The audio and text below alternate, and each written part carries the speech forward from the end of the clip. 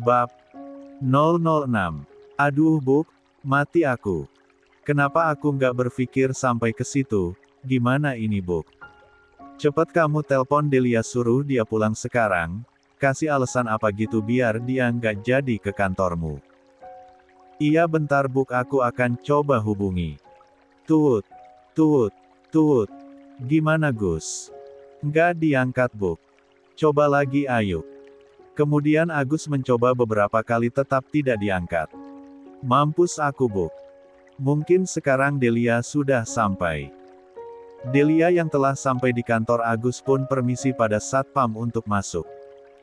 Maaf Buk, ada yang perlu dibantu. 46. Ini Pak, saya disuruh suami untuk mengantarkan surat izin nggak masuk kerja karena sakit. Kalau boleh tahu nama suami ibu siapa? Agus Pak. Agus Hermawan. Oh Pak Agus, manajer pemasaran di kantor ini. Silahkan masuk Buk, ayok saya antar ke ruangan pimpinan. Baik Pak, terima kasih. Kemudian Delia menemui pimpinan yang ditemani oleh satpam tadi. Tok, tok. Masuk. Assalamualaikum Pak. Waalaikumsalam Buk, silahkan duduk. Ada yang perlu saya bantu? Maaf Pak, saya istrinya Mas Agus, diminta menghadap Bapak untuk mengantarkan surat ini. Kemudian Delia menyerahkan surat tersebut kepada pimpinan Agus. Sejak kapan Pak Agus sakit Buk? Sejak kemarin malam Pak. HMM ya, semoga Pak Agus cepat sembuh ya Buk dan bisa beraktivitas kembali seperti biasa. Iya Pak, terima kasih, saya permisi dulu. Baik Buk. Kemudian Delia meninggalkan kantor Agus dan segera memesan taksi online untuk kembali pulang ke rumah. Ternyata Mas Agus bukanlah pegawai biasa. Sebenarnya dari awal aku sudah ragu, tidak mungkin dia bisa punya uang sebanyak itu di rekeningnya kalau jabatan di kantor hanya sebagai staf. Gumam Delia.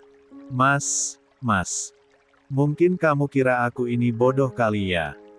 Bisa jadi juga sih sampai ketipu sama kamu, menikah dengan lelaki licik yang pelit juga mertua, aduhai. Tapi mertua hampir bisa kukuasai dengan cara yang cerdik. Awas kamu Mas, pelan-pelan rekeningmu aku botakin.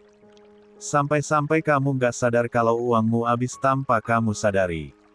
Delia juga melihat banyak panggilan tak terjawab di HP-nya. Pasti Mas Agus menyesal udah nyuruh aku ke kantornya. Takut rahasianya terbongkar. Kamu terlambat Mas, aku sudah tahu. Delia berkata dalam hati. Tak lama Delia pun sampai di rumah kontrakannya. Assalamualaikum. Waalaikumsalam, jawab Agus dan mertua. Gimana Dek, apa kamu sudah menyerahkan surat itu? Oh sudah Mas, langsung diterima pimpinan kamu. Dia ngomong apa aja sama kamu? Nggak ada, cuman bilang supaya kamu cepat sembuh dan bisa kerja lagi, hanya itu. Nggak ada yang lain Dek. 47.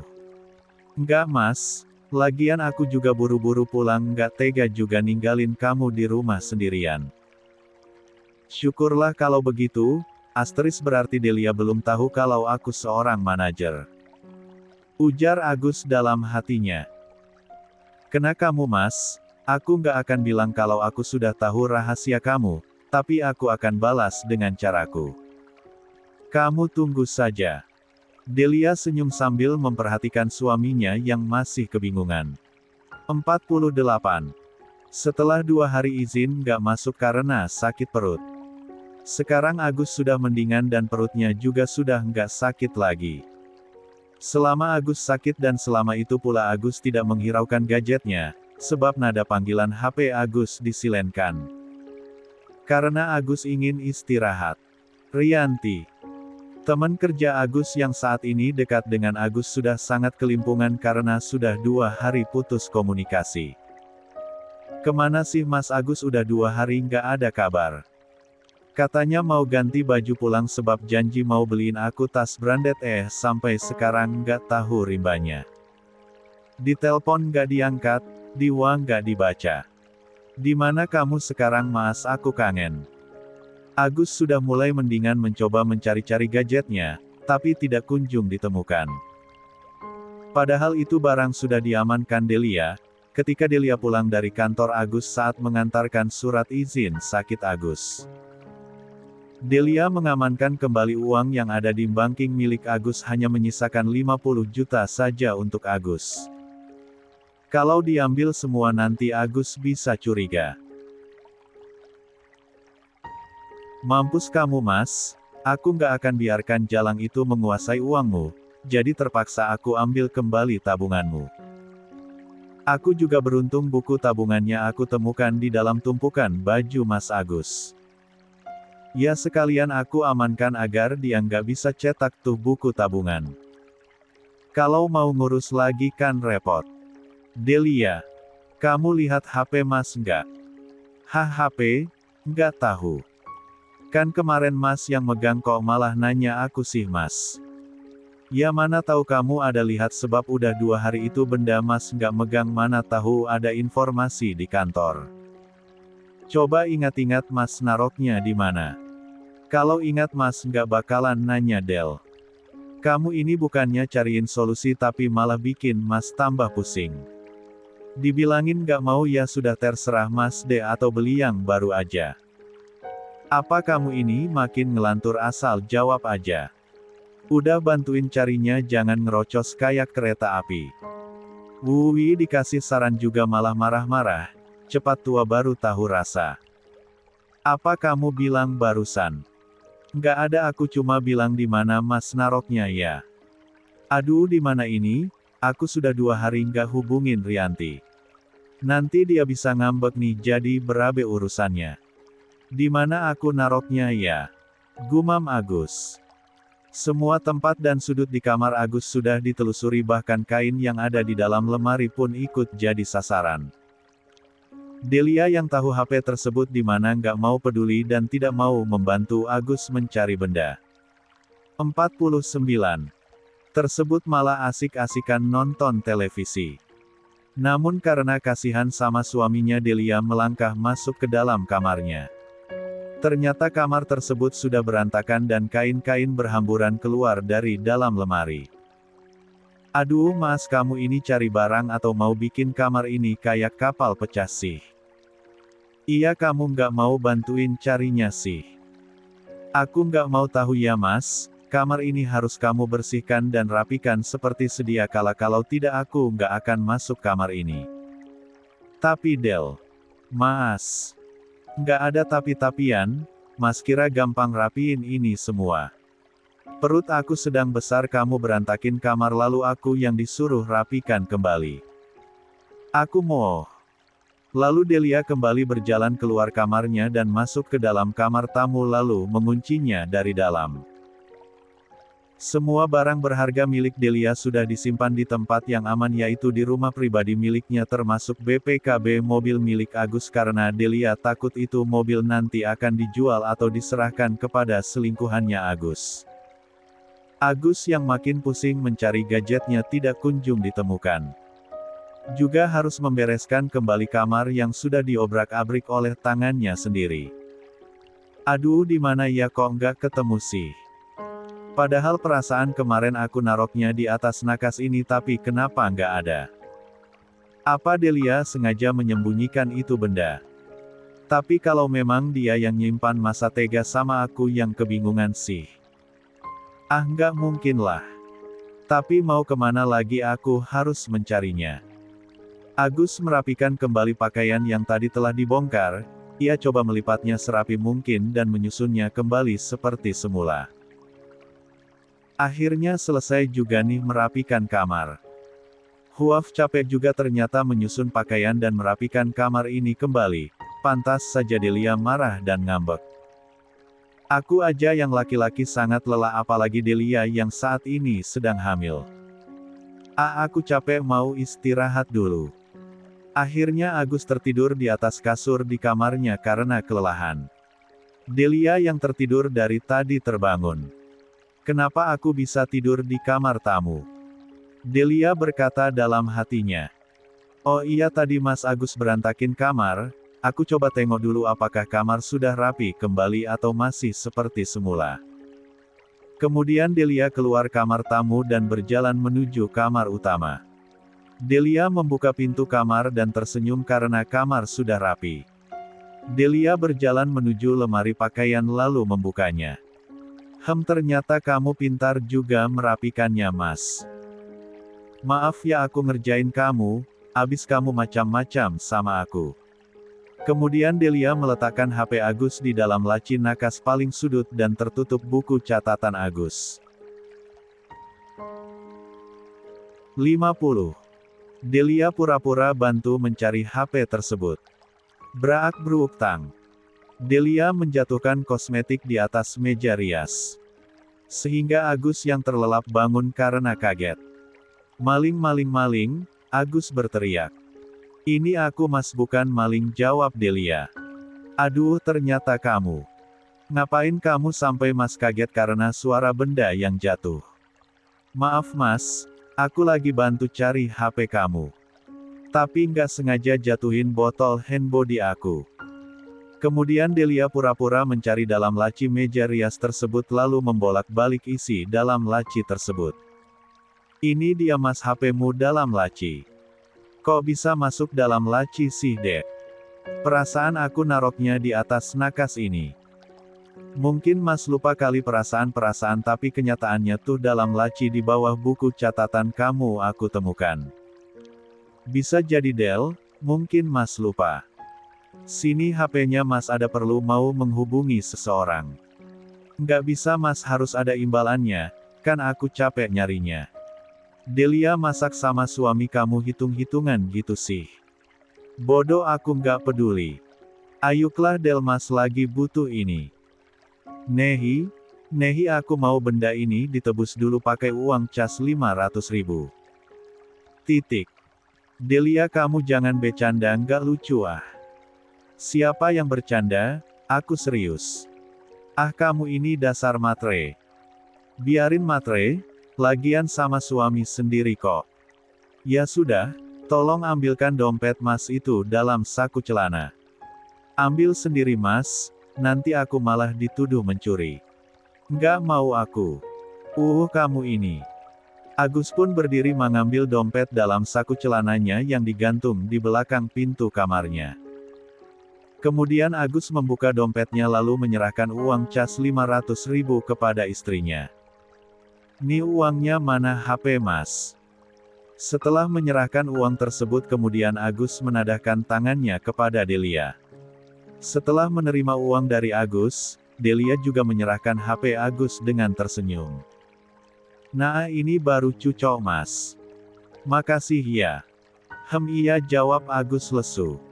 51. Agus kemudian menghidupkan layar HP-nya, ternyata HP tersebut habis baterai. Ah, pakai habis baterai lagi.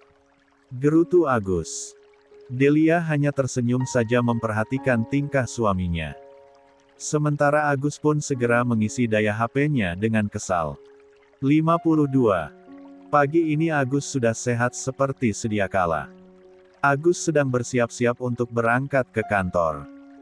Sementara Delia setiap pagi berkutat di dapur untuk memasak sarapan pagi dan mencuci pakaian.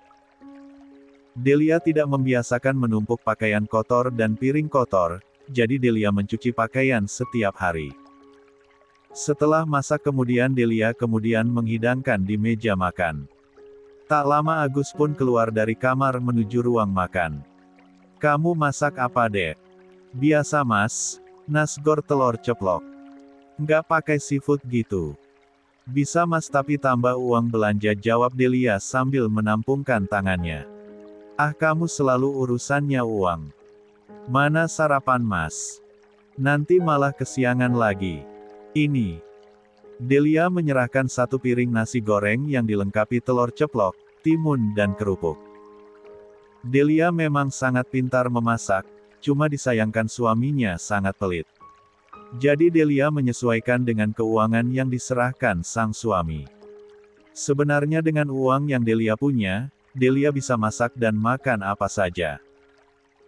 Cuman Delia tidak ingin semuanya terbongkar sebelum Delia yakin bagaimana sang suami kepadanya. Setelah sarapan Agus pun berangkat ke kantor. Sementara Delia melanjutkan aktivitas seperti biasa. Menyelesaikan bab harian novelnya, membuat video YouTube dan gerai jualan online-nya. Alhamdulillah pendapatan bulan ini lumayanlah.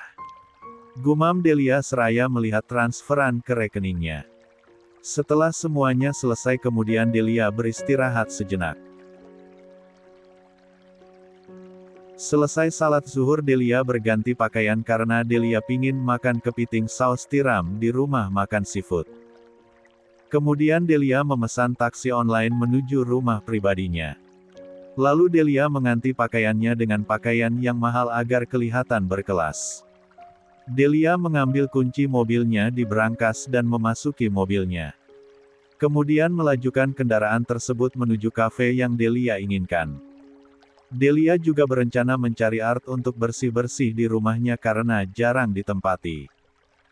Tapi Delia masih belum menemukan orang yang cocok. Tak lama Delia sampai di tempat tujuan. Kemudian Delia memasuki kafe tersebut dan duduk di meja bagian belakang. Delia memakai kacamata hitam dan riasan sedikit glamor tapi minimalis. Seandainya Delia bertemu dengan suaminya pun, Agus tidak akan mengenali Delia, karena pakaian yang Delia pakai pun Agus tidak pernah melihat sebelumnya.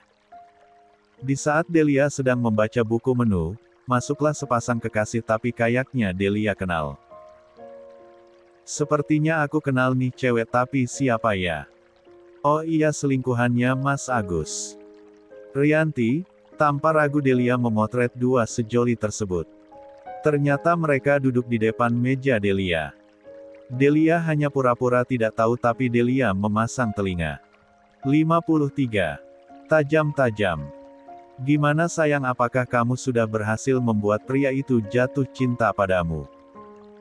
Sudah Mas, tapi 2 hari ini dia nggak masuk dan tidak ada kabar.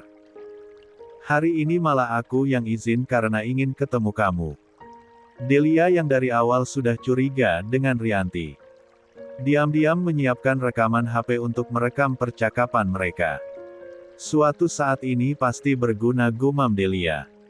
Kamu harus bisa bikin dia memberimu uang banyak kapan perlu semua gajinya. Kamu minta ini itu pokoknya barang mewah yang bisa dijual lagi. Iya Mas, tenang aja. Kemarin aku hampir dibelikan tas branded, tapi sialnya pas kami di kafe ada perempuan bercadar menumpahkan makanan ke pakaian aku dan Mas Agus, lalu dia permisi pulang ke rumahnya buat ganti pakaian abis ngantar aku ke kosan. Sejak itulah sampai sekarang gak ada kabar, mungkin dia sakit atau urusan keluarga. Tapi sayangnya aku telpon gak diangkat. Aku wanggak dibaca. Wah bisa berabe itu sayang. Kamu harus pepet dia jangan kasih kendor ya. Iya Mas. Kapan perlu ajak dia eng-eng? Apa? Gila kamu Mas, bagaimanapun aku masih punya harga diri dan takut dosa juga. Aku nggak mau begituan. Suami apaan kamu nyuruh aku begituan demi uang? Sayang maafkan Mas, tadi Mas hanya menguji kamu aja ternyata kamu memang istri Mas yang salehah. Rianti akhirnya luluh karena pujian suaminya. Rianti yang terlalu bucin pada suaminya mau saja dijadikan alat untuk mencari uang demi kesenangannya. Oh iya sayang Mas minta uang dong, uang jajan udah habis nih. Maaf Mas aku belum punya uang. Belum gajian juga. Kamu usaha gitu cari kerjaan, masa aku terus yang menuhin kebutuhan kita, jawab Rianti. Iya nanti Mas usahakan, tapi kasih dulu uang nggak banyak sih 500.000 jadilah sayang. Akhirnya Rianti pun memberikan uang yang diminta suaminya. Nih. Tapi kamu jangan minta lagi, targetku belum berhasil. Iya kamu tenang aja. Jawab sang suami. Delia hanya diam sambil terus menikmati makanannya. Ternyata dia suami istri yang mau memeras suamiku dengan berkedok selingkuh. Oke aku ikuti permainan kalian. Aku harus bisa bermain cantik nih, Tapi sebaiknya kalau bertemu Rianti aku pakai masker aja biar nggak ketahuan. Gumam Delia.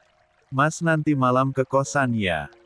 Aku kesepian sering kamu tinggal-tinggal. Ujar Rianti manja pada suaminya. Iya sayang nanti mas pulang, kemarin-kemarin mas ke tempat mama makanya mas jarang pulang. Mama butuh mas untuk bantuin rehab dapurnya. Mas bantu-bantu tukang jadi kuli daripada bayar orang lagi kan sayang uangnya. Iya mas aku ngerti kok, aku bahkan gak pernah ngelarang kamu buat bantu mama kan. Tapi sediakan 54 juga waktu buat aku. Kamu datang pas butuh uang aja. Ucap Rianti sambil merajuk. Maaf sayang mas gak seburuk yang kamu kira, kalau mas punya uang juga semua dikasih ke kamu kan. Hehehe maaf mas. Jawab Rianti.